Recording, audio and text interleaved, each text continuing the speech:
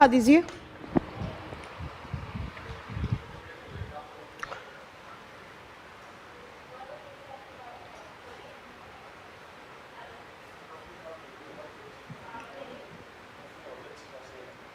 Buffering हो रही है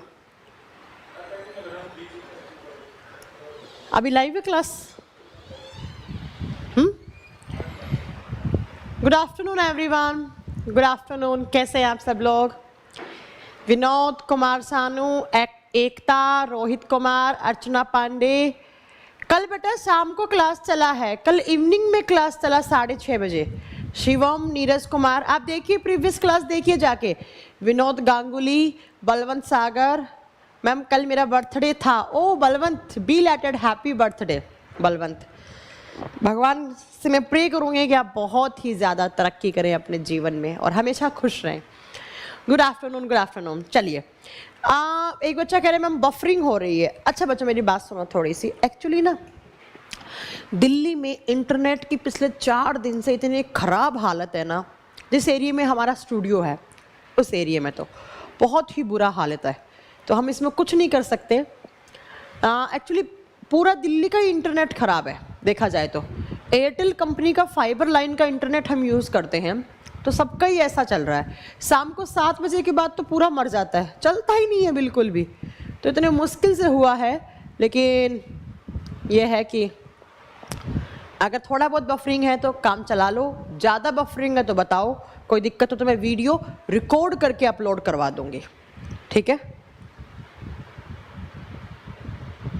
और कल भी क्लास कैंसिल होने का रीज़न यही था कि वीडियो में इतना ज़्यादा इन्फॉर्म हो रखा था, और सॉरी वीडियो में इतना ज़्यादा बफरिंग हो रही थी कि मैं लाइव पढ़ा रही थी तो कुछ पढ़ा ही नहीं जा रहा था, कुछ पढ़ा ही नहीं जा रहा था।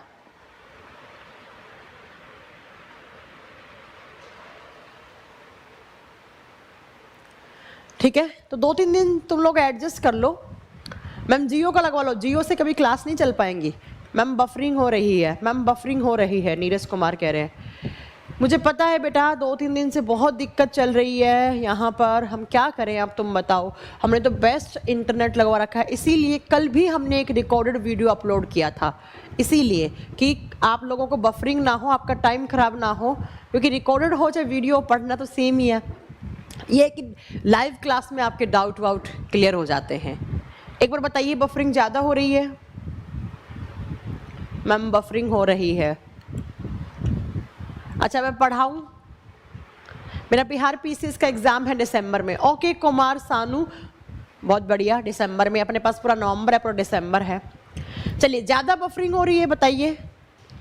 1-2 दिन में हमने बात की है एयरटेल के ऑफिस में, तो उन्होंने कहा है कि मैम 1 या 2 दिन के बाद हमारा पूरा का पूरा सर्वर चेंज हो रहा है, इसलिए सही हो जाएगा उसके बाद। ठीक है, चलो तो क्लास स्टार्ट करें। हम क्लास स्टार्ट करने के लिए, हाँ, जो कल भी मैंने इसीलिए करवाया था, कल भी बफरिंग हो रही थी इसलिए बेटा एक वीडियो डलवाया था, जिस वीडियो के अंदर क्या क्या है ध्यान से सुन लेना, पढ़ लेना। वो हमने चैप्टर स्टार्ट कर रखा था साइटोलॉजी, कोशिका विज्ञान, और साइटोलॉजी में हमने क्या क्या पढ़ा था। हाँ ठीक है, चलो तो साइटोलॉजी में हम सेल ऑर्गेनेलीज पढ़ रहे थे। सेल ऑर्गेनेलीज का मतलब होता है कोशिकांग। एक कोशिका के अंदर कौन सा पार्ट है या कौन कौन से कोशिकांग है। ठीक है मैम, काम चल जाएगा? ठीक है, बहुत बढ़िया, अगर काम चल जाएगा तो। अच्छा अभी ठीक हो रही है, कोई बफरिंग नहीं है, ठीक है, बहुत अच्छा। चलिए, तो सेल ऑर्गेनेली में सुनो ध्यान से, कौन कौन सा पढ़ा। अब मेरी बात सुनो, यहाँ पर ध्यान से आओ, यहाँ पर देखो कौन कौन सा। सबसे पहला मैंने आपको सेल वॉल के बारे में बताया। अब ध्यान से सुनते जाना, अगर किसी बच्चे को कहीं किसी वीडियो में डाउट है, यहाँ पर ध्यान से सुनते जाओ। अंजलि बेटा, आपको अगर टाइम्स कोचिंग का एप्लीकेशन लैपटॉप में चलाना है, विंडो 10 होना चाहिए, इंक्वायरी नंबर पे फ़ोन करके आप करवा सकते हैं। वीरेंद्र कह रहे हैं कल की क्लास नहीं देखी। बेटा कल की क्लास देख लेना वीरेंद्र, ठीक है। चलिए, सेल वॉल, उसके बाद हमने पढ़ा सेल मेम्ब्रेन, कोशिका झिल्ली, फिर हमने पढ़ा न्यूक्लियस, जिसको हम केंद्रक बोलते हैं। न्यूक्लियस में 2 टाइप का nucleic acid, DNA and RNA. फिर हमने क्रोमोसोम्स के बारे में बात की, गुणसूत्र के बारे में बात की, सब प्रीवियस वीडियो में है, मैं चेक करके आई हूँ अभी क्लास अटेंड करने से पहले। फिर जीन के बारे में पढ़ा था, ये सारे पॉइंट आपको नोट करने हैं, अच्छे से नोट्स बनाने हैं। उसके बाद हमने लाइसोसोम के बारे में पढ़ा, जिसको हम आत्मघाती थैली बोलते हैं। उसके बाद हमने राइबोसोम के बारे में पढ़ा, जिसको प्रोटीन फैक्ट्री बोलते हैं। एंडोप्लाज्मिक रेटिकुलम, अंतःप्रदवी जालिका, ठीक है। उसके बाद 9 नंबर पर आपने पढ़ा होगा गोल्गी अपार्टल्स, गोल्गी बॉडी या गोल्गी अपार्टल्स, सेम बात है। एंड उसके बाद कोई बच गया जो मैंने पढ़ा दिया हो? हाँ, जल्दी बताइए। इतना आपको, हाँ एक और भी पढ़ाया होगा मैंने आपको, माइक्रो बॉडीज 3 टाइप की, कल वाली वीडियो में है जो रिकॉर्ड करके डाली गई है। वो इसलिए क्योंकि नेट नहीं चल रहा था लाइव क्लास करने के लिए। ये 10 मैंने कंप्लीट करवा दी हैं। ये माइक्रो बॉडीज 3 टाइप की होती हैं, तीनों मैंने करवा दिया होगा। कल वाली वीडियो एक बार आप चेक कर लेना, ठीक है बच्चा। ये सारी चीज़ें आप देख लीजिएगा। सेफ्रोजोम या ग्लाइक्सोजोम या मैंने प्रोक्सिज्म, ये सब मैंने नोट किया है, ठीक है, सब करवा चुकी हूँ मैं। हो गया, ये सारी चीज़ें हो चुकी हैं। अब आज हमें क्या पढ़ना है? आज हमें छोटी छोटी चीज़ों के बारे में बात करनी है और एक बड़ा सा कंपोनेंट है टाइप्स ऑफ राइबोसोम। कल की क्लास में है बच्चा, जाकर देखिए। 70S 80S राइबोसोम पढ़ा चुकी हूँ। 70S मैंने बताया है बैक्टीरियाज में होता है, प्रोकैरियोटिक सेल में होता है। 80S राइबोसोम प्लांट सेल में, एनिमल सेल में होता है। 70 की 2 सब यूनिट पढ़ाई है, 80 की पढ़ाई है। एंड माइटोकॉन्ड्रिया भी करवा चुकी हूँ हेमराज, ठीक है, हाँ माइटोकॉन्ड्रिया भी करवा चुकी हूँ। चलिए अब नेक्स्ट कंपोनेंट, नंबरिंग आप अपने आप कर लेना, जितना भी नंबर है बेटा, मुझे नंबर नहीं याद रहता है। माइटोकॉन्ड्रिया भी करवा चुकी हूँ। अब नेक्स्ट लिखेंगे वैक्यूल्स। वैक्यूल्स, और वैक्यूल्स को हिंदी में कहा जाता है रिक्तिका, रिक्तिका, या हिंदी में इसको नाम दिया जाता है रसधानी, रिक्तिका या रसधानी, ठीक है बच्चा। चलो ओके विनोद, गुड आफ्टरनून। आप बार बार गुड आफ्टरनून मत बोलो, हो गया बस, आप पढ़ाई करो, पढ़ाई पे ध्यान दो। आप इतना कितना गुड आफ्टरनून बोलोगे बेटा। चलो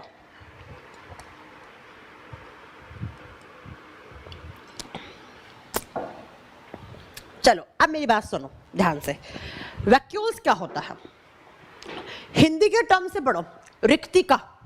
पहले हम स्कूल में थे तो बोलते थे ना फिल इन द ब्लैंक्स, रिक्त स्थान की पूर्ति करो, है ना बच्चा, रिक्त स्थान की पूर्ति करो, कि एक फिल इन द ब्लैंक्स। ऐसे ही हमारी सेल में एक एम्प्टी स्पेस होता है। एक सेल है, उसके अंदर क्या होता है बच्चा? Empty space. एम्प्टी स्पेस का मतलब है एक खाली पड़ी हुई जगह है, उसकी पूर्ति करो। लेकिन पूर्ति ऐसे नहीं होती, कुछ सर्कमस्टेंसेस होते हैं जिसमें उसको भरा जाता है। तो एक सेल के अंदर जो एम्प्टी स्पेस पड़ा है, मान लो ये, इसको मैंने सेल मान लिया, तो इस सेल में यहाँ पर एक ऐसे खाली जगह पड़ी है। इस खाली जगह को मैं नाम क्या दूंगी? इस खाली जगह को मैं नाम क्या दूंगी बच्चा? वैक्यूल्स या रिक्तिका या रसधानी, ठीक है। मीनू मैं चेक कर लूंगी बेटा, है ना। तो याद रखिएगा, सेल के अंदर जो एम्प्टी स्पेस पड़ा है, खाली जगह पड़ी, उसको हम वैक्यूल्स बोलते हैं। अब आपको लग रहा होगा कि मैम ये एम्प्टी स्पेस क्यों है, ये एम्प्टी स्पेस यहाँ पर खाली क्यों पड़ा है, वो सुनिए। कुछ इमरजेंसी कंडीशंस होती हैं, कुछ आपातकालीन स्थिति होती है, जिसमें ये सेल, इस सेल के पास जब कभी बाहर से पानी की, न्यूट्रिएंट्स की एंड फूड की एंड मिनरल्स की कमी हो जाएगी, उस टाइम पर इस सेल को पता लगने लगेगा कि भाई बाहर से पानी, इस सेल के अंदर पानी की कमी हो, इन फ्यूचर कुछ पानी की कमी हो सकती है, या हो सकता है इसमें न्यूट्रिएंट्स की कमी हो सकती है आगे आने वाले समय में। तो ये क्या करता है वैक्यूल, पहले से ही इस खाली जगह को भर लेता है। होता क्या है, सेल इमरजेंसी कंडीशन में इस वैक्यूल में पानी को स्टोर करेगा। पानी के साथ साथ न्यूट्रिएंट्स का मतलब होता है बच्चा पोषक तत्व, जैसे कार्बोहाइड्रेट, अमाइनो एसिड्स या ग्लिसरॉल या फैट एक्सेट्रा एक्सेट्रा। साथ में कुछ मिनरल्स का मतलब होता है बच्चा खनिज तत्व, जैसे कैल्शियम, मैग्नीशियम, फॉस्फोरस, सल्फर, जो भी इस सेल को रिक्वायरमेंट है। तो एक सेल का वो खाली जगह जिस खाली जगह के अंदर इमरजेंसी कंडीशंस में, आपातकालीन स्थिति में, एक वैक्यूल नाम की जगह होती है जो पानी को स्टोर करती है, न्यूट्रिएंट को स्टोर करती है एंड मिनरल्स को स्टोर करती है। तो ये जो जगह है बच्चा, इसको हम स्टोर रूम का नाम दे सकते हैं।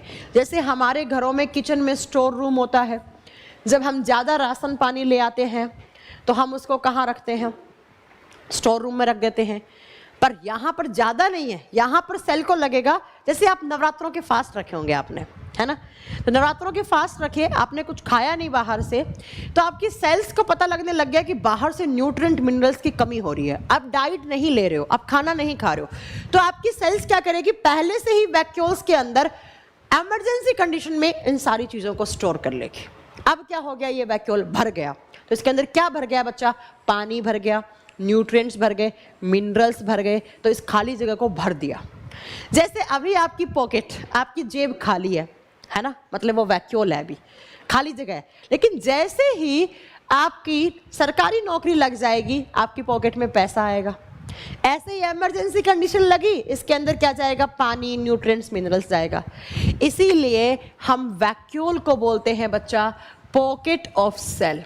पॉकेट ऑफ सेल, कोशिका का जेब, वो जेब जो अभी खाली है लेकिन बाद में पानी वगैरह सबसे भर जाएगा। ठीक है, ये चीज नोट कर लीजिएगा। एग्जाम में क्वेश्चन आए, सेल के किस ऑर्गेनली को आप वैक्यूल बोलते हो, सॉरी पॉकेट ऑफ सेल बोलते हो? आप बताओगे वैक्यूल को। रसधानी मतलब रस से भर गई, पानी से भर गई, न्यूट्रिएंट से भर गई। रिक्तिका मतलब पहले जो वो रिक्त थी। ठीक है, चलिए अब बात करते हैं इस वैक्यूल्स की। तो बच्चा एक क्वेश्चन आता है कि इस वैक्यूल का साइज प्लांट सेल में ज्यादा बड़ा होगा या एनिमल सेल में? कोई बता सकता है आप में से मुझे? एक है प्लांट सेल, एक है एनिमल सेल। प्लांट सेल का मतलब है पादप कोशिका एंड एनिमल सेल का मतलब है जंतु कोशिका। जंतु कोशिका किसमें वैक्यूल का साइज बड़ा होगा? आप कॉमन सेंस लगा के बता सकते हैं। आप जानते हैं प्लांट्स अपना खाना खुद बनाते हैं। कौन सी प्रोसेस के थ्रू? फोटोसिंथेसिस, प्रकाश संश्लेषण की प्रक्रिया के थ्रू। जो पादप होते हैं, जो प्लांट्स होते हैं, वो ग्लूकोज बनाते हैं और ग्लूकोज उनका खाना होता है। और ग्लूकोज बनाने के लिए प्लांट्स को चाहिए होती है सनलाइट। सनलाइट का मतलब होता है सूर्य का प्रकाश। एनिमल्स, हम लोग हमारे बॉडी में खाना नहीं बना सकते।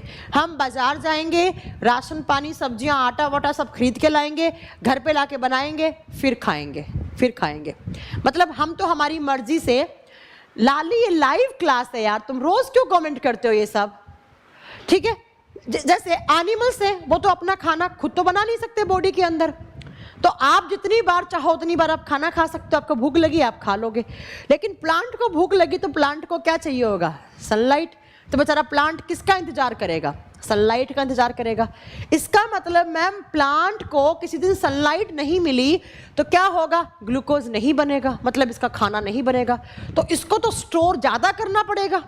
इसलिए प्लांट सेल में वैक्यूल का साइज क्या होता है? लार्जर। पादप कोशिकाओं में रिक्तिकाओं का आकार बड़ा होता है, जबकि एनिमल सेल में ये स्मॉलर होती है, ये छोटी होती है। इस बात को नोट कर लेना, क्योंकि प्लांट क्या करता है? अपने फूड को, फूड बोलते तो ग्लूकोज, पानी, न्यूट्रिएंट्स, इन सबको ज़्यादा अमाउंट में स्टोर करता है। क्योंकि अगर कभी सनलाइट नहीं आया, सर्दियों में आप देखते हैं बहुत ठंडे देश है, वहाँ पर तो 2-3 दिन तक सनलाइट निकलती ही नहीं है, तो वहाँ के प्लांट बेचारे क्या करेंगे? पहले से स्टोर कर लेंगे वैक्यूल्स में। ठीक है, तो याद रखिएगा प्लांट सेल में वैक्यूल का साइज बड़ा होता है, एनिमल सेल में वैक्यूल्स का साइज छोटा होता है।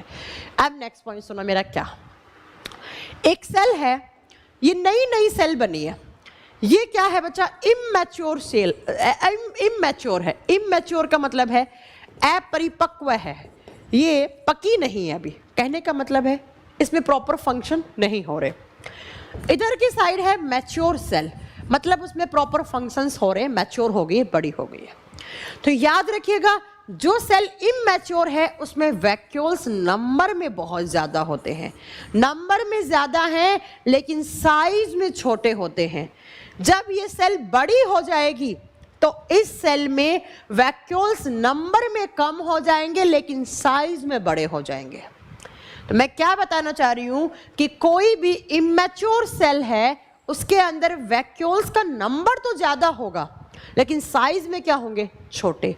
लेकिन जब वो सेल मैच्योर हो जाएगी तो वैक्यूल्स नंबर में कम हो जाएंगे लेकिन साइज क्या हो जाएगा, बड़ा। तो एग्जाम में क्वेश्चन पूछा जाता है कि कौन सी सेल्स में वैक्यूल्स का नंबर ज्यादा होता है, मैच्योर या इमैच्योर।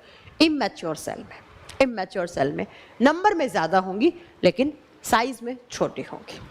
नेक्स्ट, इस वैक्यूल को सबसे पहले ऑब्जर्व कौन से साइंटिस्ट ने किया कि ऐसे एक एम्प्टी स्पेस पड़ा है उसको आप वैक्यूल बोलोगे। तो लिखिए, फर्स्ट टाइम ऑब्जर्व्ड बाय, सबसे पहले कौन से वैज्ञानिक ने इस वैक्यूल को देखा था। ठीक है हरवीर, यस बेटा, दिस इज लाइव क्लास। तो स्प्लेंजनी नाम के साइंटिस्ट थे जिन्होंने इसको सबसे पहले ऑब्जर्व किया। किसकी सेल्स में किया, आप बताओगे बच्चा, प्रोटोजोआ। अब प्रोटोजोआ क्या होता है आगे पढ़ाएंगे आपको। प्रोटोजोआ की सेल्स में सबसे पहले ऑब्जर्व करने वाले साइंटिस्ट कौन थे, आप बताएंगे, स्प्लेंजनी। ठीक है, चलिए दूसरा, ये जो टर्म है क्या, कौन सा शब्द, वैक्यूल, ये किसके द्वारा दिया गया, ये दिया गया था डुजार्डिन नाम के साइंटिस्ट ने इस शब्द को दिया। और प्लांट में सबसे पहले किसने देखा, जिस साइंटिस्ट ने सेल थ्योरी दी थी, सबसे पहले प्लांट सेल में किसने देखा। ये तो एनिमल हो गया ना, प्रोटोजोआ इज एनिमल, प्रोटोजोआ एक जानवर है, मतलब एनिमल किंगडम में आएगा बच्चा। तो एनिमल में देखने वाले तो स्प्लेंजनी हो गए। और प्लांट सेल में देने वाले कौन हो गया, श्वोन ने सबसे पहले प्लांट सेल में ऑब्जर्व किया। ठीक है, नोट कर लेंगे इस चीज को। मैम ये चैप्टर कब खत्म होगा, बहुत जल्दी खत्म हो जाएगा। अब एक पॉइंट और नोट करना है आपको, इसको स्टार करके नोट कीजिए। ये पॉइंट ना बहुत बार पूछा हुआ है। मैंने ऐसे एक सेल बनाई, इस सेल के अंदर मैंने एक वैक्यूल बना दिया और इस वैक्यूल की जो मेम्ब्रेन होती है उसको नाम क्या दिया जाता है, ये एग्जाम में क्वेश्चन आता है। ये वैक्यूल की मेम्ब्रेन है और इसको नाम दिया जाता है टोनोप्लास्ट। क्या नाम दिया जाता है, टोनोप्लास्ट। तो एग्जाम में क्वेश्चन आता है कि किस सेल ऑर्गेनेली की मेम्ब्रेन को, झिल्ली को टोनोप्लास्ट कहा जाता है।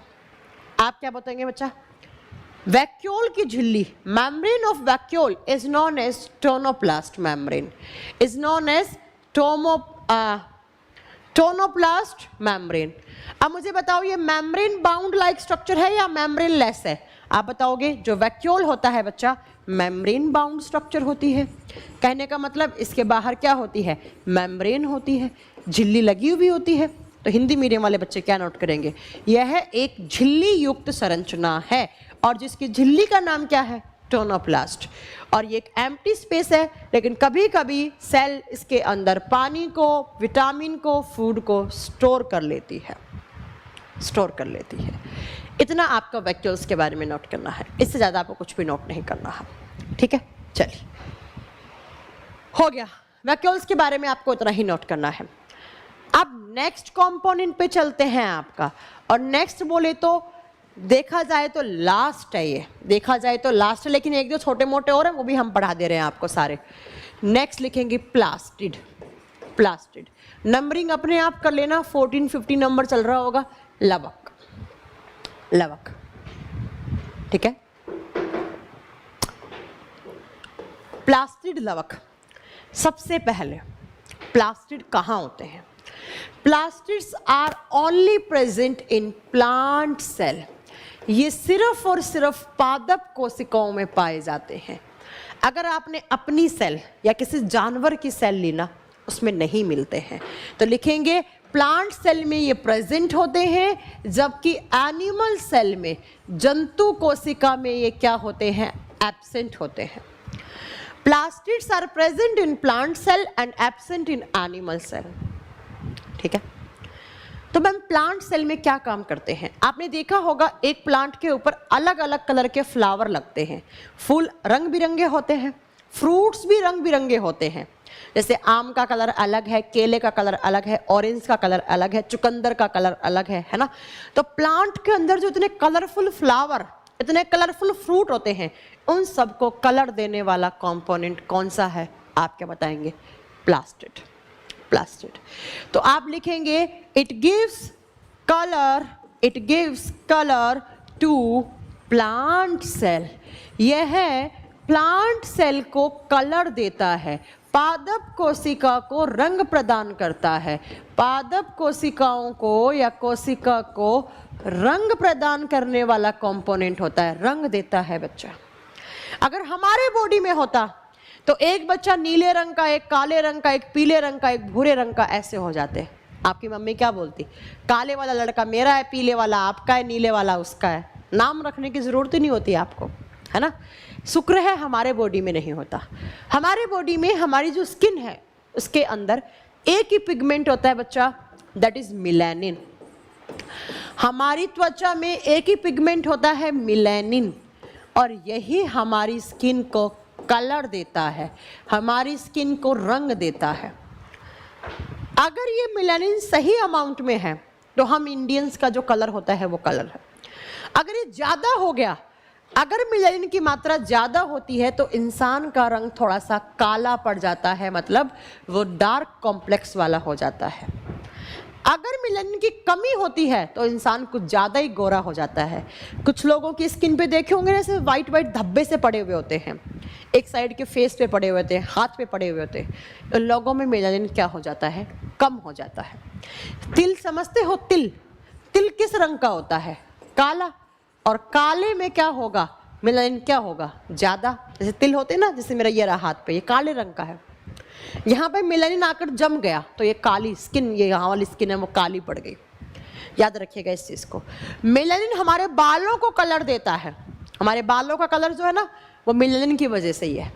जब मिलेनिन की कमी हो जाएगी सफ़ेद बाल हो जाते हैं आपके। मिलेनिन हमारी आँखों का, आइरिस का कलर डिसाइड करता है। तो याद रखिएगा हम लोगों में सिर्फ एक ही पिगमेंट है, दैट इज मेलानिन, जो हमारी स्किन को कलर देता है, जो हमारी आंखों के आइरिस को कलर देता है, जो हमारे बालों को कलर देता है। लेकिन प्लांट में कलर देने वाले कंपोनेंट को हम क्या बोलते हैं? प्लास्टिड। इस प्लास्टिड की सबसे पहले खोज की थी हैकल नाम के साइंटिस्ट ने। तो लिखिएगा इट इज डिस्कवर्ड बाय हैकल। हैकल ने इसकी खोज की थी प्लास्टिड की। लेकिन जो टर्म है, जो शब्द है, वो दिया गया था शिम्पलर द्वारा। किसके द्वारा? शिम्पलर के द्वारा। प्लास्टिड की खोज करने वाले साइंटिस्ट हैकल है, लेकिन नाम 1885 में शिम्पलर ने दिया था। शिम्पलर ने दिया था। ठीक है, ये बात नोट कर लीजिएगा। अब मैं आपको बताती हूं कि इस प्लास्टिड में और क्या काम होता है। ये जो प्लास्टिड है, पहले आप पढ़ोगे ये प्लास्टिड 3 टाइप का होता है ना। एक कह रहे हैं मेरा हेयर फॉल बहुत ज़्यादा हो रहा है, आप में वाइटामिन वगैरह की कमी होगी। अब मेरा एक पॉइंट ना नोट डालकर लिखना ध्यान से। एक चीज़ लिखवा रही हूँ मैं आपको नोट डालकर। आपने नाम सुना है यूग्लिना का? Euglena, what is Euglena? Euglena एक टाइप की बैक्टीरिया ही है जिसको हम काउंट करते हैं प्रोटोजोआ में। प्रोटोजोआ में ये यूग्लिना एक प्रोटोजोआ होता है। आगे मैं आपको बताऊंगी व्हाट इज प्रोटोजोआ। पहले सुन लो, जस्ट अभी सब सुन लो। यूग्लिना एक बैक्टीरिया है, लेकिन एक सिंगल सेलुलर बैक्टीरिया है, एक कोशिकीय जीव है, ऐसो को प्रोटोजोआ का नाम दिया जाता है। ये यूग्लिना, इसके अंदर भी प्लास्टिड्स प्रेजेंट होते हैं, इसके अंदर भी प्लास्टिड्स पाए जाते हैं। इसीलिए यूग्लिना को, ध्यान से सुनना, यूग्लिना को प्लांट सेल का मतलब पादपों की कोशिका, एंड एनिमल सेल का मतलब जंतु कोशिका के बीच की कनेक्टिंग लिंक कहा जाता है। कनेक्टिंग लिंक का मतलब होता है योजक कड़ी। योजक कड़ी क्यों कहा गया? प्लांट सेल में मैम ने लिखा ऊपर प्लास्टिड पाया जाता है, और यहाँ मैम लिख रही है यूग्लिना में भी प्लास्टिड पाया जाता है। तो यूग्लिना में बच्चा प्लास्टिड है, इसलिए यूग्लिना खाना जो है वो अपना खुद बना सकती है, जैसे प्लांट बना सकते हैं वैसे, ठीक है। इसलिए यूग्लिना अपना खाना खुद बना सकती है। और यूग्लिना है एक बैक्टीरिया। तो यूग्लिना में प्लांट सेल के तरह, प्लांट के जैसे भी कैरेक्टर है। कहने का मतलब प्लांट भी अपना खाना खुद बनाते हैं, इसे यूग्लिना बना सकता है, क्योंकि यूग्लिना में क्या है, प्लास्टिड, और प्लांट में भी क्या है, प्लास्टिड, और प्लास्टिड में खाना बनता है, आगे बताऊंगी। क्लोरोप्लास्ट होता है, उसमें खाना बनता है। और बच्चा इस यूग्लिना में बाकी के सारे कैरेक्टर किसके जैसे होते हैं, एनिमल सेल के जैसे। कहने का मतलब है कि जो यूग्लिना है उसके अंदर प्लास्टिड्स है, इसलिए वो अपना खाना खुद बना सकती है, लेकिन बाकी के लक्षण, बाकी के कैरेक्टर एनिमल सेल जैसे होते हैं। यूग्लिना ने प्लांट सेल को एनिमल सेल से जोड़ दिया, दोनों के कैरेक्टर आ गए, इसलिए यूग्लिना को हम क्या बोलते हैं, connecting link between plant cell and animal cell. Exam में क्वेश्चन आता है, जैसे वायरस हमारे बॉडी से बाहर हैं तो वो नॉन लिविंग हैं, वो निर्जीव हैं। जैसे ही हमारे बॉडी में आएंगे वो लिविंग बन जाएंगे, इसलिए वायरस को लिविंग नॉन लिविंग के बीच की कनेक्टिंग लिंक कहा जाता है। सजीव और निर्जीव के बीच की योजक कड़ी वायरस है, विषाणु है। वैसे ही पादप कोशिका और जंतु कोशिका के बीच की एक सेकेंड, सॉरी,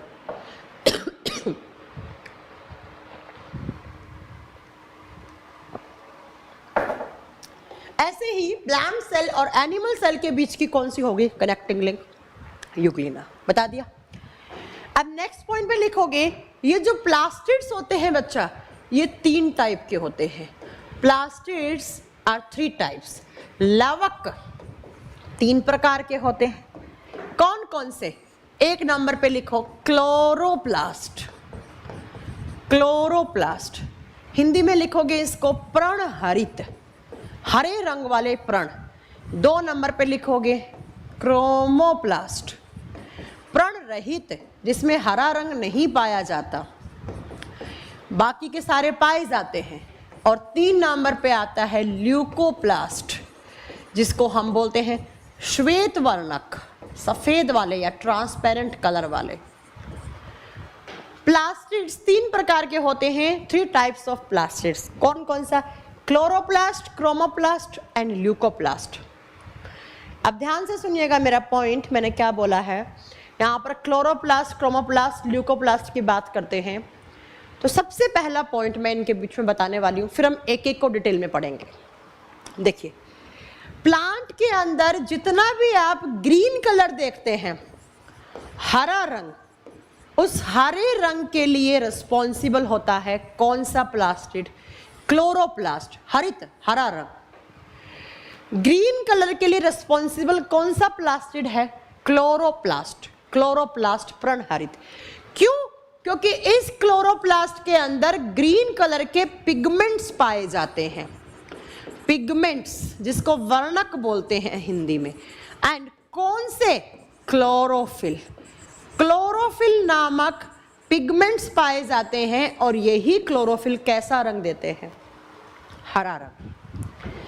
क्लोरोप्लास्ट एक प्लास्टिड का टाइप है जिसके अंदर हरे रंग वाले पिगमेंट क्लोरोफिल पाए जाते हैं, और ये क्लोरोफिल हरा रंग देते हैं किसको, प्लांट को। अब प्लांट के अंदर हरा रंग कहाँ कहाँ होता है, कहने का मतलब क्लोरोप्लास्ट कहाँ पाए जाते हैं ज्यादा। आप बताओगे क्लोरोप्लास्ट मैक्सिमम नंबर में कहाँ होते हैं, लीफ में, उसके प्लांट के पत्तों में, एंड फ्रूट्स में। लीफ में, फ्रूट्स में एंड फ्लावर में, फूल में, फल में, पत्तों में। लेकिन सबसे ज्यादा लीफ, पेड़ पौधों के पत्ते किस कलर के होते हैं, हरे रंग के हैं। तो एक प्लांट के अंदर जितना भी आपने हरा रंग देखा है, उसके लिए कौन सा पिगमेंट रिस्पॉन्सिबल है, क्लोरोफिल। और क्लोरोफिल कौन से प्लास्टिड में, क्लोरोप्लास्ट। ठीक है। अब नेक्स्ट पॉइंट, मैम आप सोच रहे होंगे फ्रूट कौन सा हरा हो गया, कच्चा आम, हरी मिर्च, ये सब क्या होते हैं, ग्रीन कलर के होते हैं। तो इन सब को ग्रीन कलर कौन देता है, क्लोरोप्लास्ट। याद रखिएगा। अब नेक्स्ट पॉइंट यहां पर आप क्या नोट करने वाले हो, इसी क्लोरोप्लास्ट में क्लोरोफिल की प्रेजेंस से यहां पर प्रोसेस होता है फोटोसिंथेसिस।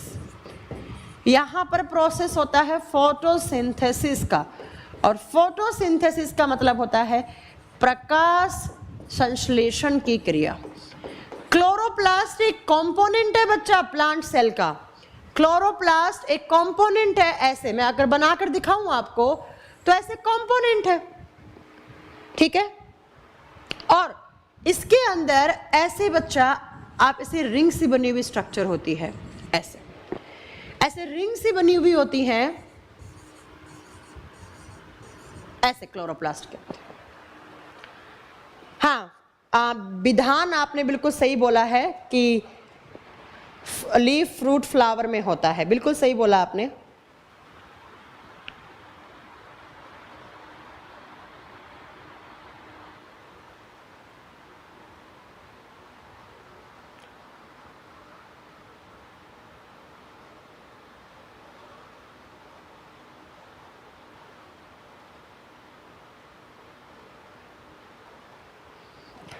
हाँ जी, देखिए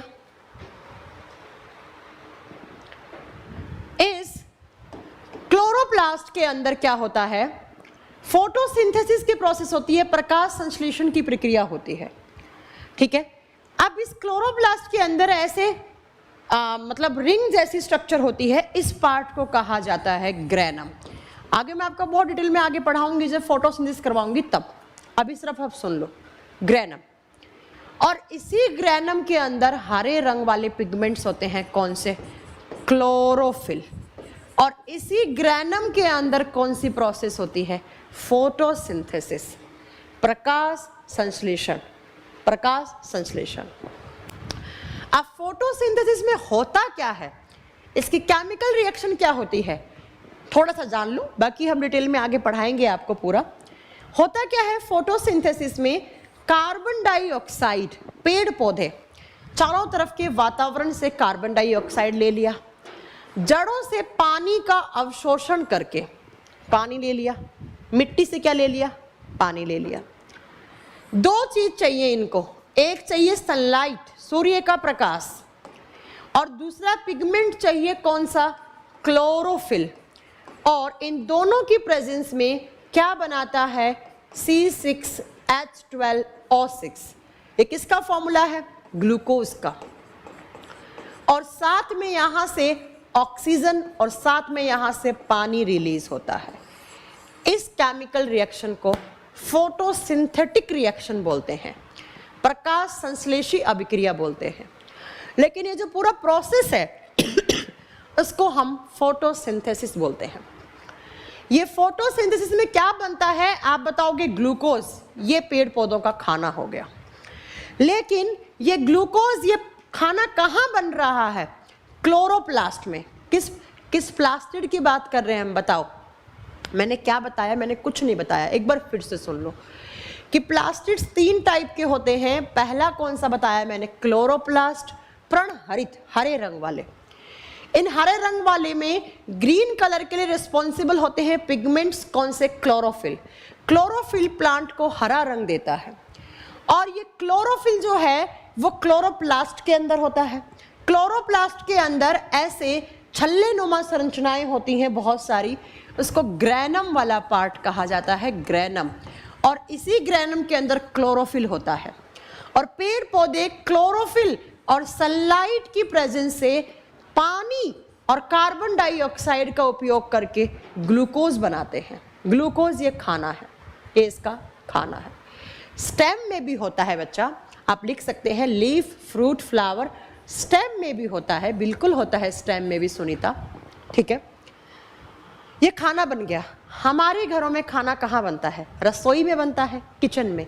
इसीलिए इस क्लोरोप्लास्ट को ये क्या हो गया टाइप, इसीलिए इस क्लोरोप्लास्ट को हम किचन ऑफ प्लांट सेल भी बोलते हैं। पादप कोशिकाओं का रसोई घर किसको कहा जाता है, क्लोरोप्लास्ट को, पर्णहरित को, पर्णहरित को। इतनी बातें नोट कर लेना, तो हरे रंग के लिए कौन से पिगमेंट रेस्पॉन्सिबल हैं? क्लोरोफिल। कहाँ होते हैं? क्लोरोप्लास्ट में। तो हरा रंग किसने दे दिया? कौन से प्लास्टिड ने? आप बताओगे क्लोरोप्लास्ट ने। अब आइए दूसरा, क्रोमोप्लास्ट। 2 नंबर पे लिखिए आप, क्रोमोप्लास्ट। क्रोमोप्लास्ट हिंदी में बोलते हैं प्रणहरित, जिसमें हरे रंग वाला प्रण रहित, हरित नहीं, रहित, जिसके अंदर हरा रंग नहीं होगा लेकिन बाकी सब होंगे।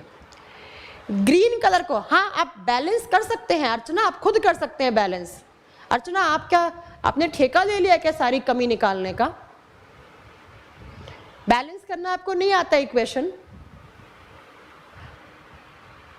हाँ बताऊं? अब वो स्लाइड गायब हो गई।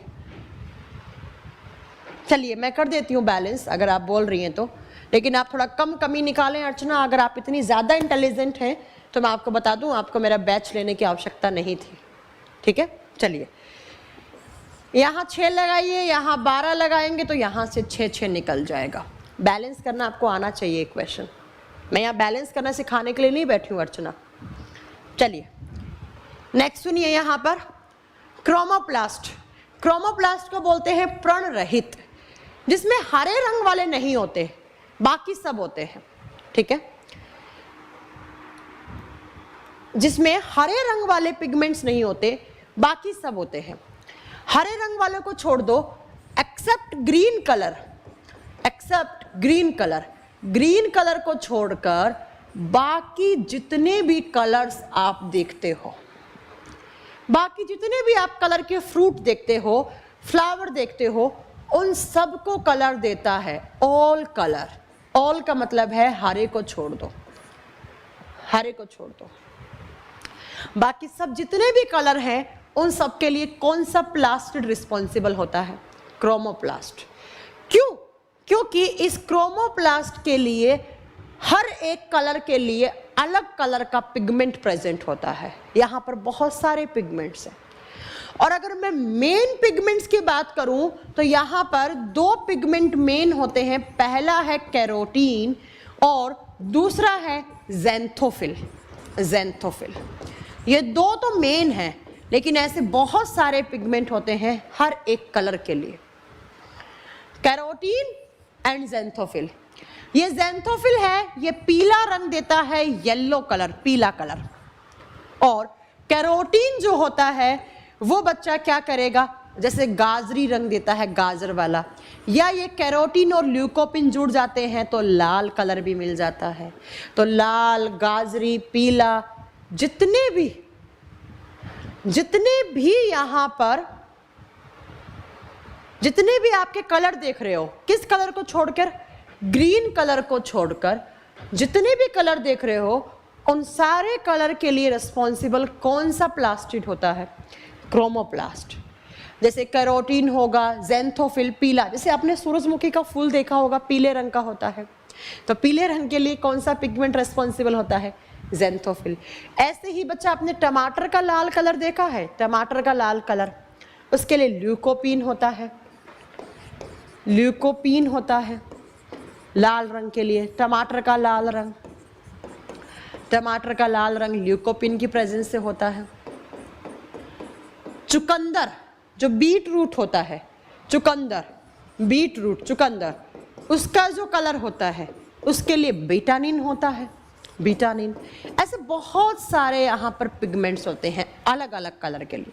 मैं एक क्लास आपकी अलग से लूँगी पिगमेंट्स की, जिसमें मैं बताऊँगी कि जो मूली है उसके अंदर स्मेल आती है वो कौन से पिगमेंट की प्रेजेंस से आती है, जो बैंगन है उसका कलर कौन से पिगमेंट की वजह से है, केले का पीला रंग किस पिगमेंट की वजह से है, करेले के अंदर जो कड़वापन है उसके लिए कौन सा पिगमेंट होता है। ठीक है, उस टाइम आप याद दिलाएंगे कि मैम ये सारे पिगमेंट्स कहाँ पर प्रेजेंट होते हैं? क्रोमोप्लास्ट में, प्रण रहित में। तो हरा रंग दिया क्लोरोप्लास्ट ने। हरे को छोड़कर जितने भी और कलरफुल फ्लावर, फ्रूट देखते हो, वो सब किसकी वजह से होते हैं? क्रोमोप्लास्ट की वजह से। क्यों? क्योंकि क्रोमोप्लास्ट में हर एक कलर के लिए एक पिगमेंट प्रेजेंट है वहाँ पे। ठीक है, जैसे लाल और बैंगनी वाला भी, बैंगनी कलर के लिए भी यहीं पर होता है, पीले रंग के भी यहीं होता है। तो ये हो गया क्रोमोप्लास्ट। अब मैं आपको एक छोटा सा एग्जाम्पल देती हूँ, एक आपको मैं एक स्टेटमेंट बताती हूँ, ध्यान से नोट करना मेरा statement. Chloroplast can be convert in chromoplast. Sunita कौन सी क्लास में पढ़ी थी आप मेरे साथ? Chloroplast can be convert in chromoplast. ठीक है, इस लाइन का मतलब क्या हुआ? क्लोरोप्लास्ट का मतलब क्या था? प्रणहरित। किस में बदल सकते हैं? प्रणरहित में। कैसे मैम, कैसे? क्लोरोप्लास्ट है वो आगे चलकर क्रोमोप्लास्ट में भी बदल सकता है। कैसे? कच्चा आम खाया था आपने, कच्चा आम मतलब जिसको कैरी बोलते हैं, कच्चा आम किस कलर का था? ग्रीन कलर का। एंड ग्रीन कलर के कौन दे रहा था? क्लोरोप्लास्ट। पकने के बाद किस कलर का हो जाता है? येलो कलर का। येलो कलर कौन देता है? क्रोमोप्लास्ट। तो बताओ क्लोरोप्लास्ट किस में बदल रहा है? क्रोमोप्लास्ट में। ऐसे ही आपने हरी मिर्च, कच्ची होती हैं तो वो किस कलर की होती हैं? हरे, ग्रीन। पकने के बाद किस कलर की? लाल। तो हरा लाल में बदल रहा है, मतलब क्लोरोप्लास्ट क्रोमोप्लास्ट में बदल रहा है। लेकिन कभी आपने ये देखा है कि आम पक गया, वो पीला है, उसके बाद वापस वो हरा हो जाता है? ऐसा कभी नहीं होता। तो याद रखिएगा हमेशा, chloroplast can be convert in chromoplast. ठीक है, लेकिन क्रोमोप्लास्ट कभी भी क्लोरोप्लास्ट में नहीं बदल सकता। ये स्टेटमेंट एक बार यूपीपीसीएस के एग्जाम में आई थी कि ये स्टेटमेंट सही है या गलत है, आपको बोलना था सही है। तो 2 हो गए, क्लोरोप्लास्ट, क्रोमोप्लास्ट। नेक्स्ट 3 नंबर पे चलते हैं, ल्यूकोप्लास्ट। ल्यूकोप्लास्ट हिंदी में इसको कहते हैं वर्णिलवक या श्वेत वर्णक, या श्वेत का मतलब सफेद, श्वेत वर्णक।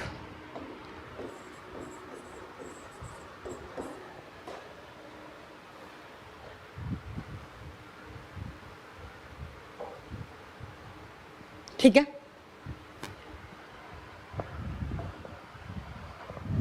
अब सुनिए ध्यान से, ल्यूकोप्लास्ट किस काम के आते हैं?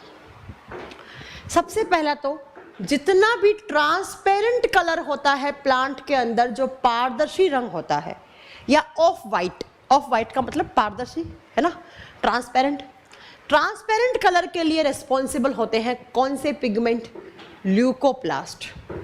ल्यूकोप्लास्ट ट्रांसपेरेंट कलर के लिए रिस्पॉन्सिबल होते हैं, या ऑफ वाइट, है ना। या दूसरा पॉइंट, ये जो ल्यूकोप्लास्ट है ये सबसे ज्यादा मैक्सिमम नंबर में ये कहाँ प्रेजेंट होते हैं? रूट्स में, प्लांट की जड़ों में सबसे ज्यादा पाए जाते हैं। एक प्लांट है, उसकी जो जड़ें हैं उसमें सबसे ज्यादा पाया जाता है क्या? आप बताओगे? ट्रांसपेरेंट कलर वाले पिगमेंट्स। अब ये जड़ों में ज्यादा क्यों होते हैं? क्योंकि ये एक बहुत ही मेजर रोल अदा करते हैं जड़ों के अंदर। क्या काम करते हैं? ये फूड स्टोरेज का काम करते हैं, खाने को संचित करते हैं, भोजन संचित करने का काम करते हैं। भोजन संचित करते हैं कहने का मतलब फूड को स्टोर करने का काम करते हैं। कैसे? लेकिन सुनीता, वहां तो 2 सुनीता थी, आप कौन सी सुनीता है? अपना पूरा नाम तो लिखो। हाँ, पूरा नाम लिखो सुनीता, तो मुझे याद आएगा। चलिए, तो मैक्सिमम कहाँ होती है? तो रूट्स में होती है ल्यूकोप्लास्ट, और फूड को स्टोर करती हैं। अब कैसे फूड को स्टोर करती है? तो उसके लिए आपको पता होना चाहिए कि ल्यूकोप्लास्ट को हम 3 कैटेगरी में आगे डिवाइड करते हैं। एग्जाम में देखो कैसे क्वेश्चन आता है। खाना बना कौन से प्लास्टिड में? क्लोरोप्लास्ट में। और वो खाना आगे चलकर स्टोर होगा कहाँ पर? ल्यूकोप्लास्ट में। तो कौन सा प्लास्टिड में खाना बनता है? क्लोरोप्लास्ट में। स्टोर कहाँ होता है? ल्यूकोप्लास्ट में। ल्यूकोप्लास्ट फूड स्टोर करने के आधार पर 3 कैटेगरी में हम इसको डिवाइड करते हैं। कौन कौन सा आप लिखेंगे यहाँ पर, कौन कौन सा? सबसे पहला लिखो अमाइलोप्लास्ट। अमाइलोप्लास्ट सेम नाम हिंदी में है, अमाइलोप्लास्ट। अमाइलोप्लास्ट। दूसरा है इलियोप्लास्ट। इलियोप्लास्ट हिंदी में सेम नाम है, इलियोप्लास्ट। अमाइलोप्लास्ट दूसरा है बच्चा इलियोप्लास्ट, और तीसरा आता है एल्यूरोप्लास्ट। एल्यूरोप्लास्ट।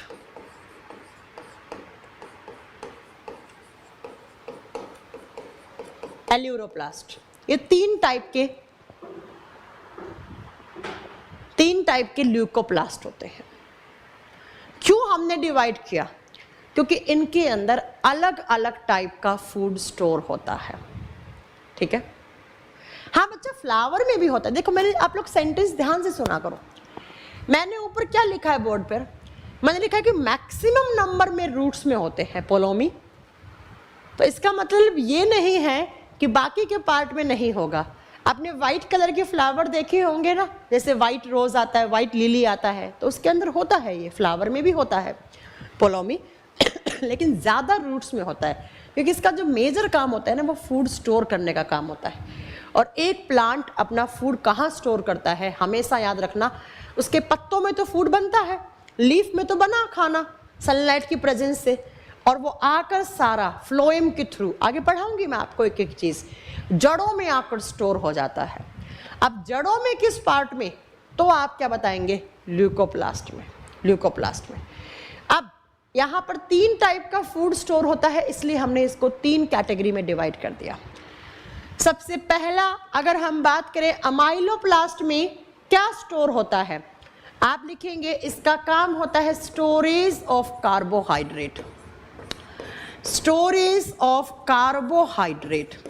जो कार्बोहाइड्रेट्स होती हैं, जो शर्करा होती है, उसका संग्रह या उसका संचित करना। और प्लांट के अंदर जो मेनली कार्बोहाइड्रेट होती है, मतलब प्लांट का जो स्टोर फूड होता है वो किस फॉर्म में होता है? स्टार्च फॉर्म में होता है। तो आप क्या लिखोगे कि पेड़ पौधों की जड़ों में जो ल्यूकोप्लास्ट पाया जाता है, उसमें से जो अमाइलोप्लास्ट है उसका काम होता है कार्बोहाइड्रेट को स्टोर करना। और कार्बोहाइड्रेट किस फॉर्म में स्टोर होती हैं आप बताओगे? स्टार्च की फॉर्म में। दूसरा, इलियोप्लास्ट का काम क्या होता है? Storage of oils. ऑयल्स का मतलब तेल एंड फैट। जो वसा, ऐसे प्लांट जिसे हमें ऑयल या फैट ज्यादा मिलता है, ऑयल का मतलब तेल या फैट जिनसे हमें ज्यादा मिलता है, जैसे मूंगफली से हम तेल निकालते हैं। अच्छा, जान गई मैं सुनीता, आपको मैं जान गई। कैसी हो तुम और क्या कर रही हो आजकल? पहचान गई सुनीता आपको, कैसी हो और क्या कर रही हो?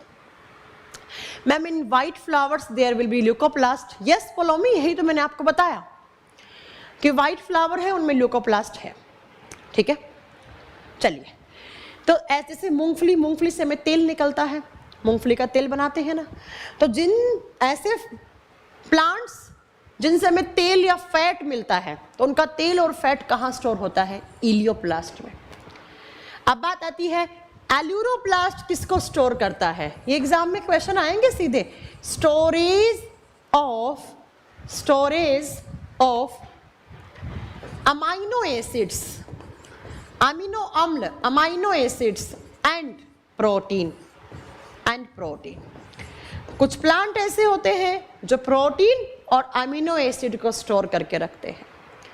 ठीक है, storage of amino acids and protein.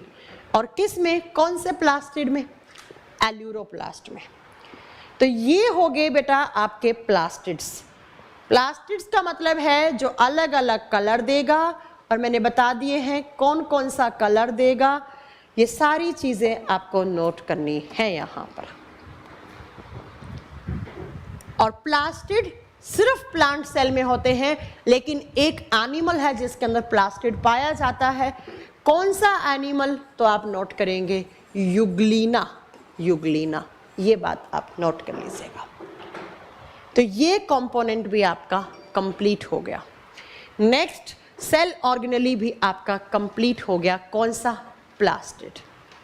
हाँ, प्रोटीन की जो बेसिक यूनिट होती है बच्चा, विधान सिकदर, आपका नाम थोड़ा अजीब सा है, अटपटा सा है, उसी को हम बोलते हैं बेटा, उसी को हम बोलते हैं क्या? Amino acid. बहुत सारे अमीनो एसिड की जब चेन बन जाती है तब एक प्रोटीन बनता है। अप्रोक्स 20 अमीनो एसिड जुड़ते हैं तो एक प्रोटीन बनता है। तो ये आपका नेक्स्ट सेल ऑर्गेनली आपका कंप्लीट हो गया। ठीक है, इतनी बात आपको नोट करनी थी बस। अब आपको एक चीज पढ़नी है यहाँ पर, प्लांट सेल और एनिमल सेल के बीच के डिफरेंस देखने हैं आपको।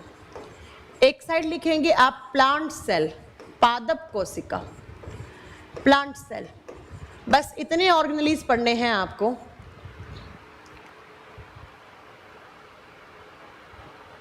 दूसरी साइड लिखेंगे एनिमल सेल, जंतु कोशिका। क्या क्या डिफरेंस होते हैं? अगर आपने एक प्लांट की सेल उठाई, उसको आपने इलेक्ट्रॉन माइक्रोस्कोप के नीचे रखा, तो उसमें क्या क्या दिखेगा, कैसा दिखेगा? ऐसे ही एनिमल सेल में क्या क्या दिखेगा, कैसे दिखेगा? सुनीता, तुम्हें इस बैच के बारे में कैसे पता लगा मेरे? कहाँ से ढूंढा तुमने? चलो सबसे पहला बात करते हैं प्लांट सेल और एनिमल सेल के बारे में।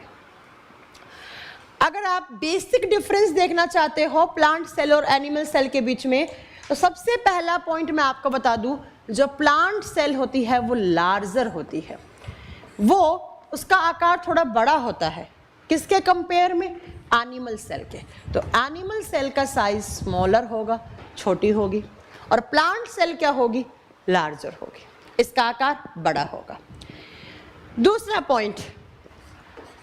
पॉइंट क्या है प्लांट सेल और एनिमल सेल के बीच में? अभी मैंने आपको एक पॉइंट नोट करवाया कि प्लांट सेल में प्लास्टिड क्या होगा?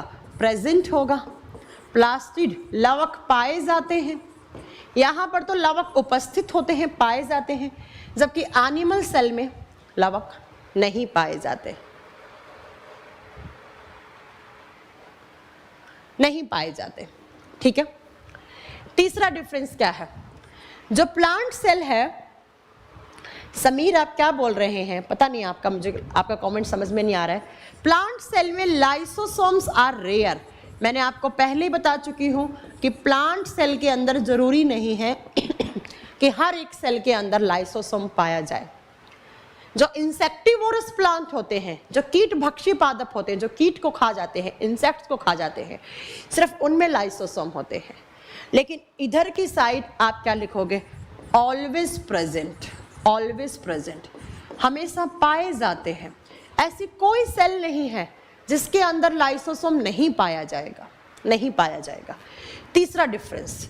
चौथा डिफरेंस मैंने अभी आज पढ़ाया कि जो वैक्यूल्स हैं उनका साइज क्या होगा? लार्ज होगा, बड़ा होगा। किस में? प्लांट सेल में।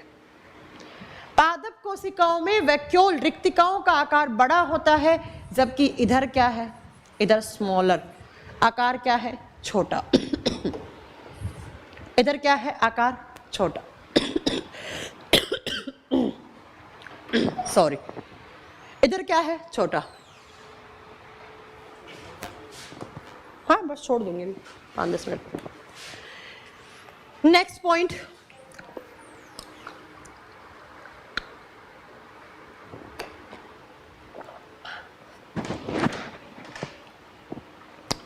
कल की क्लास में मैंने आपको पढ़ाया कि जो गोल्गी बॉडीज होते हैं, गोल्गी बॉडीज होते हैं, उनको हम प्लांट सेल में एक और भी नाम देते हैं। और क्या नाम देखते हैं? डिक्टियोसोम्स। क्या नाम देते हैं? डिक्टियोसोम्स। ओहो, डिक्टियोसोम्स। तो यहां पर हम क्या नोट करेंगे कि प्लांट सेल में गोल्गी बॉडीज को, जो गोल्गी बॉडीज होती हैं, उनको हम एक नाम और भी देते हैं। क्या? डिक्टियोसोम्स। जबकि एनिमल सेल में गोल्गी बॉडीज को गोल्गी बॉडीज ही कहा जाता है। और हिंदी में क्या लिखेंगे हम? गोल्जी काय, गोल्जी काय। तो जंतु कोशिकाओं में गोल्जी काय को गोल्जी काय कहा जाता है, लेकिन प्लांट सेल में इनको हम डिक्टियोजोम्स भी कहते हैं, इनको डिक्टियोजोम्स भी कहते हैं। नेक्स्ट पॉइंट लिखो, प्लांट सेल और एनिमल सेल के बीच में नेक्स्ट डिफरेंस क्या है, नेक्स्ट क्या होना चाहिए? लाइसोसोम के बारे में डिटेल में पढ़ा दो, मैं पहले ही पढ़ा चुकी हूं, ठीक है। चलिए नेक्स्ट क्या लिखेंगे? प्लांट सेल के अंदर जो स्टोर फूड होता है या स्टोरेज फूड होता है, स्टोरेज का मतलब होता है संचित खाना या संग्रहित खाना, मतलब जो फूड स्टोर हो गया है वो सबसे ज़्यादा किस फॉर्म में होता है? स्टार्च की फॉर्म में होता है। जबकि अगर एक एनिमल सेल है, उसके अंदर फूड अगर स्टोर हुआ है तो वो किस फॉर्म में होता है? ग्लाइकोजन की फॉर्म में। ध्यान से सुनना मेरी सेंटेंस को। भाई प्लांट के अंदर ज़्यादा ग्लूकोज बन गया, बहुत ज़्यादा ग्लूकोज बन जाता है, तो बहुत सारा ग्लूकोज जब आपस में जुड़ता है तो स्टार्च फॉर्म होता है, और वही स्टार्च उसकी जड़ों में जाकर स्टोर हो जाता है। कहाँ पर? स्टार्च कहाँ है प्लांट की? रूट्स में। अभी बताया था ना, ल्यूकोप्लास्ट में, रूट्स में। तो प्लांट का स्टोर फूड किस फॉर्म में हुआ? स्टार्च की फॉर्म में। कहाँ हुआ? उसकी जड़ों में। जबकि एनिमल का स्टोर फूड किस फॉर्म में होता है? ग्लाइकोजन की फॉर्म में। और ये कहाँ होता है? ये एनिमल के लीवर में स्टोर होता है। आगे पढ़ाएंगे आपको लीवर। लीवर का मतलब होता है यकृत, जिसको कॉमन भाषा में, आम भाषा में आप जिगर भी बोलते हैं, जिसको आप जिगर भी बोलते हैं। नेक्स्ट डिफरेंस क्या हो सकता है? प्लांट सेल अपना खाना खुद बनाती है। कौन से प्रोसेस के द्वारा? फोटोसिंथेसिस, ठीक है। और ऐसी सेल जो अपना फूड खुद बना लेती है, उस सेल के न्यूट्रिशन मोड को बोलेंगे हम ऑटोट्रॉप्स। और ऑटोट्रॉप्स का मतलब होता है स्वपोषी। स्वपोषी का मतलब होता है ऐसा कोई न्यूट्रिशन मोड जो अपना खाना खुद बना सकते हैं। तो प्लांट सेल अपना खाना खुद बना लेती है। कौन सी प्रोसेस के थ्रू? फोटोसिंथेसिस के थ्रू। तो प्लांट सेल का न्यूट्रिशन मोड क्या हुआ? ऑटोट्रॉप्स। जबकि एनिमल सेल का न्यूट्रिशन मोड क्या हुआ? हेटेरोट्रॉप्स। और हेटेरोट्रॉप्स का मतलब होता है परपोषी, जो अपना खाना खुद ना बनाकर किसी अदर ऑर्गेनिज्म पर, वो ऑर्गेनिज्म प्लांट प्रोडक्ट भी हो सकता है एंड एनिमल प्रोडक्ट भी हो सकता है, तो उसको क्या बोलेंगे हम? हेटेरोट्रॉप्स। तो प्लांट सेल का न्यूट्रिशन का मोड ऑटोट्रॉप्स हुआ, और एनिमल सेल का क्या हुआ बच्चा? हेटेरोट्रॉप्स हुआ। नेक्स्ट पॉइंट क्या नोट करना है? प्लांट सेल में जो न्यूक्लियस होता है, प्लांट सेल का जो न्यूक्लियस है, न्यूक्लियस का मतलब होता है केंद्रक। वो केंद्रक जो होता है ना, वो होता है पेरिफेरल। और पेरिफेरल का मतलब क्या होता है? परिधीय, मतलब वो किनारों पे होगा। ऐसे एक प्लांट सेल है तो उसका न्यूक्लियस आपको यहाँ पर ऐसे किनारों पे देखने को मिलेगा। ये इसका किनारा है सेल वॉल के पास में, तो ये पेरिफेरल है। लेकिन अगर आप वहीं पर एनिमल सेल को देख रहे हैं तो एनिमल सेल का जो न्यूक्लियस है वो आपको कहाँ दिखेगा? बीचों बीच दिखेगा, सेंटर में दिखेगा, ऐसे गोल दिखेगा। मुकेश, ये लाइव क्लास है, आप लेट आए हैं।